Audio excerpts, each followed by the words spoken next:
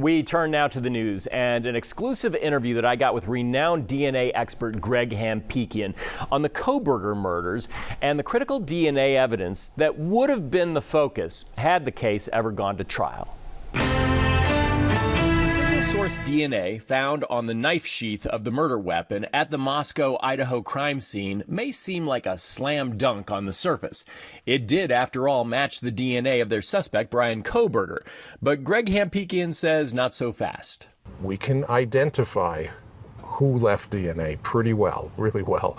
What we can't do is tell how the DNA got there. The state of Idaho, through their crime lab, proffered to the court that they could tell how DNA got somewhere. And I very, very strongly disagree with that. Hampikian says DNA on a Q-tip, for instance, could be spread to many places where the original donor has never been. If I want to say, well, I saw him put his hand there, I would dip it in distilled water first, and then I just rub it like that. That's the whole technique. Well, now what have I done? I've transferred DNA that you left somewhere directly onto a swab that I can carry anywhere. And even the prosecutor in the Kohberger case, Bill Thompson, says Kohberger's DNA was only one piece of their puzzle. We got a tip via investigative genetic genealogy with the name Brian Kohberger, and that enabled the investigators to start focusing their inquiries on him, and the evidence fell into place pretty smoothly after that. But DNA was the key piece of evidence that led law enforcement to Kohberger, who, years after his arrest, voluntarily confessed to the crimes in a last-ditch effort to avoid the death penalty. There's no smoking gun.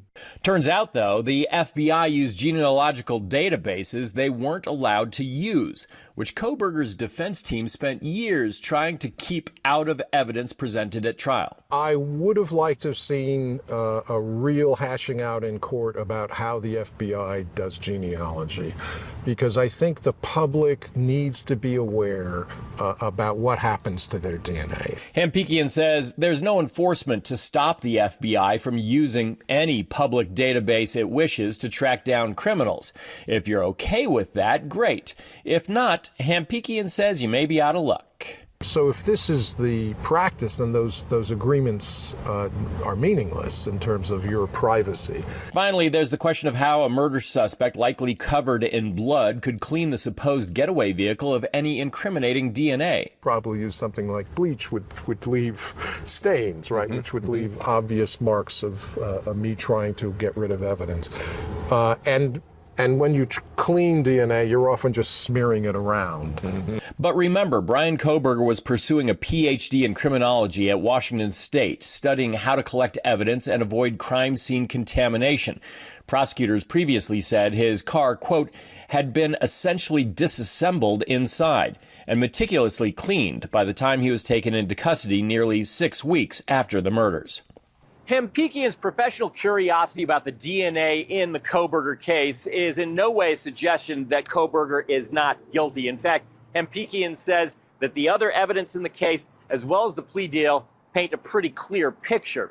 But he says the lack of a trial does leave a lot of questions unanswered about how the federal government and federal agencies use DNA databases in their effort to track down suspects.